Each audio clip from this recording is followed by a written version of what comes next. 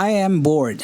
So let's try out every single line art tool in Clip Studio Paint. Not the special ones, not the curated ones, not the custom ones, not the ones sold by other artists, but just default ones. The ones that you find once you load your Clip Studio Paint application. The shit that you can use within the application to create line arts. Let's try all of those out. And this is just me getting an art block. I just finished my third sketchbook and I don't know what I'm going to do with my fourth sketchbook, so I'm in like that transition phase. But yeah, let's try them. There are things that I've never touched before. The only line art tools that I've really used are the G pens, the G pen and the real G pen, because that was like I was told that was the default when doing line art. So I never really ventured into other ones. But today we'll find out. So today we'll see. So here's the idea. First, I'm going to do a little sketch, a digital sketch using a pencil, and then I'm going to make that layer 50% transparent, and then we're going to just do line art on top of that, and then just hide the layer, move on and on until we go through all of our line arts. Basically, that's the plan. So after having finished the sketch, which I'm quite proud of if I must say so myself, the next step is to actually get into doing the line art. I decided to start from the last, and the first one in our list is the flat marker. I've never really drawn with markers before, so I don't really know how to use markers. I'm assuming flat marker means like those chiseled markers or highlighters as some people call them. I'm not really sure. I realized that once I lift my hand and draw over something again, it adds a darker value to the color. So if I want like everything to have same value, I should just never lift my hand up at all. I didn't know that. That was the watercolor marker, the flat. Why do I keep saying watercolor marker? So that was the flat marker. Not too shabby, but I'm not really like happy with the outcome. I feel like the opacity is a bit too much to be considered a proper line art, but that's just my opinion. Alright, so next up after flat watercolor marker, I had the dot pen, and honestly, this just had me lost because there are no settings next to the dot pen. It's just one thing that says brush density, and that's it.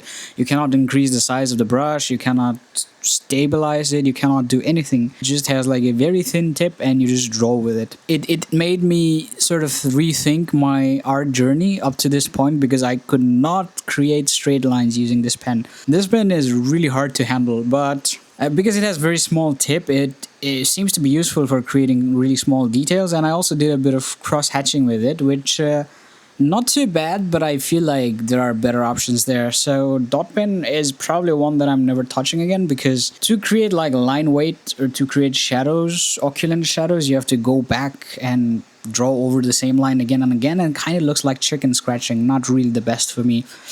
So yeah, dot pen, not a big fan. Next, let's go to the felt pen. And felt pen was everything that dot pen was not. It had really good stability, it had really good line quality, line weight. You could go from thin to thick. Or just a really good pen. I thought felt pen meant fine liners. I also have a set of fine liners, but this did not look like fine liners at all. Fine liners had like really thin, it's in the name, fucking fine liners. And after felt pen we had the Mili pen, which kind of felt similar to like the felt pen. I mean, I didn't really notice much of a difference, except maybe the line texture was a bit thin, but you can just increase the line weight in the settings. So, but I must say with felt pen and a Mili pen, it is very easy to cover like large areas quickly without having these protrusions come out. It's a really weird issue I have when I'm sketching with other brushes, but these are very smooth and very polished, so you can cover like large amount of areas really quickly, which I think is useful also when you're doing sort of painting stuff, like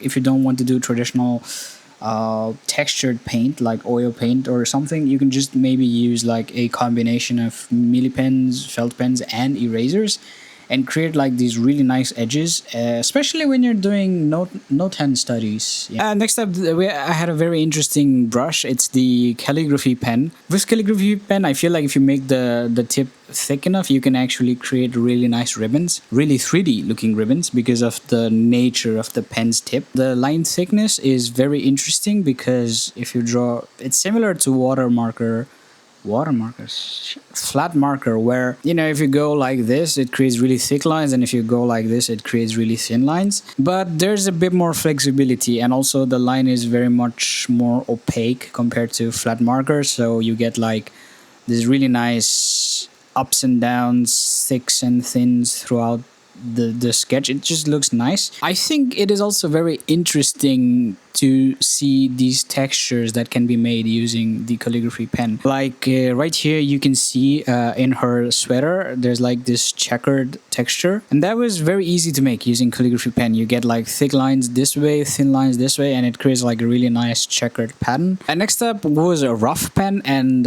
I have used rough pen before, but I didn't really know like how to use it. And then when I was doing this, I had like an aha moment where if I increase the size of the rough pen really large, I could cover large areas to create very textured materials, like textured silhouettes, if that makes sense. So in this case, for this lady, if I wanted to make it look like her coat was made of fur, I could just increase the size, the line weight, and just draw over, and it creates this nice silhouette of a fur. Not exactly fur, more like, you know, fleece. Yeah, fleece would be a better word for it. But this texture at very small line weight, it's not particularly visible. So for big areas that need like a certain type of texture, I can see rough pen being very useful. However, there is another pen after this, immediately after rough pen, which is the textured pen, which has the opposite effect, like the exact opposite effect, for me at least, where making the textured pen really big gives it like a bit of blur, which doesn't look really nice in like big surfaces. But on small like lines, for like the lines of the face, for the hair, even at like small line weight, it does have that textured property to it. And in that sense, it's like a complement of the rough pen, where you use rough pen for like really big blocks of silhouette, and then you go in with the textured pen, not the rough pen, and you add in like a textured look to finer details. It's kind of similar to the Mark Brunet's line art pens that you can download from his channel. Next up we have the turnip pen, and I mean this very respectfully, but this pen feels very manufactured and very polished. And what I mean by that is like, it's like the Domino's of line art pens. What I mean by that is, if you want to eat pizza, and if you go to Domino's, the base is always going to be a perfect circle. It's going to be mass produced. It's going to have like a similar structure no matter how many times you go to Domino's. It's going to be a perfect circle.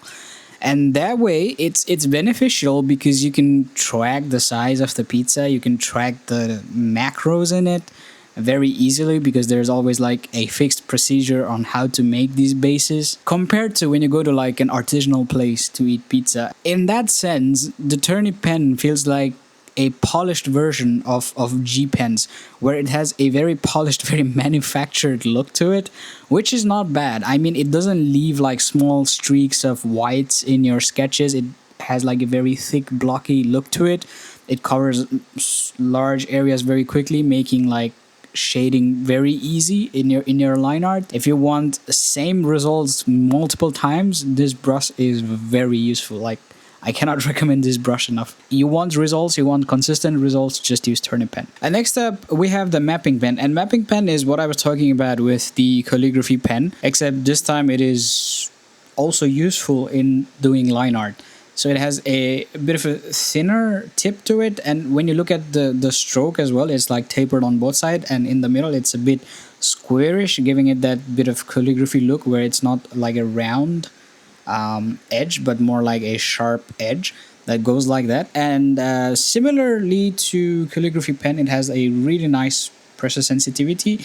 Because of the way it is designed, you can also create similar checkered patterns very quickly. If calligraphy pen is like a bit too heavy, bit too thick, I think the mapping pen like really does a good job replacing that. It does the same thing, it looks actually quite decent, and it has a very nice pressure sensitivity graph to it. And then finally, I wanted to sort of put both of the G pens together and talk about G Pen. So there are two G pens in Clip Studio Paint. You have the G Pen, and then you have the real G Pen. The only difference between the two is like the real G Pen has a bit of texture, and it also has a bit more pressure sensitivity, meaning again it can go from very thin to very thick very nicely. The G Pen is similar to Turnip Pen in a sense that it feels like a polished version. If you want consistency, no mistakes, no streaks, none of those bullshit, then G Pen is the way to go. But if you want like a bit more rustic, bit more artistic, a bit more hand-drawn feel to your illustrations, the real G Pen actually gives you that look really nicely. Again, you can use it to shade, you can use it to hatch, cross hatch. It's a default brush for a reason. I mean, it does everything. Like, and the G Pen and the real G Pen are like the creme de la creme of brushes, like line art default brushes here in Clip Studio. That was all of the pens, but there are also like a few other things that I wanted to look at and see how they would, you know, act as like fucking line art tools. The one thing I was very interested in was the chalk. I drew this picture of Galbrina from Wuthering Waves a long time ago. Not the best picture, the proportions are off, but the color scheme I think is like, it's okay-ish. Like, it's not really horrible, and this was done entirely by chalk. The chalk has like that sort of blurry feel to it, so if you like a little bit of blur in your line arts, chalk does help. And you can also increase the size to add like very nice texture. And then for the last one, we have the brush pen, which is actually found inside the brushes section, not in the pen section. I got a brush pen recently myself, and I've been loving it. In fact, maybe I'll do a video someday about how I've been using the brush pen. I'm just learning it. I'm not like, haven't really mastered it yet, but I've been drawing a lot with this brush pen, and I was like very interested to see how this translates in Clip Studio Paint as well with the brush pen feature. Honestly, it was not as good as I expected, but it's still there. The cursor is a bit weird with the brush pen. I don't know if it's just my computer, but the cursor is a bit weird. But it does have that, you know, that nice feel of where you go from very thick to thin lines with a brush pen. It has that flow to it, but it doesn't really capture the essence of what a brush pen captures on paper. You know, could be better. Maybe there are better like brush pen downloads alternatives that I could use, but I haven't really looked into those right now. That is pretty much all the line art brushes that I was interested in looking at. And on top of that, I do have like a few custom downloaded brushes which are also, you know, doing the job. But yeah, that's it. That's the video. I just wanted to try out all the line art brushes in Clip Studio Paint, all the default ones. Let me know what your favorite brushes are, if you use the default one, if you have like a specialized brush made for yourself, or if you download somebody else's brush and use it. That's fine too. At the end of the day, it's just a tool. But thank you for watching, and I'll see you in the next video. Bye bye.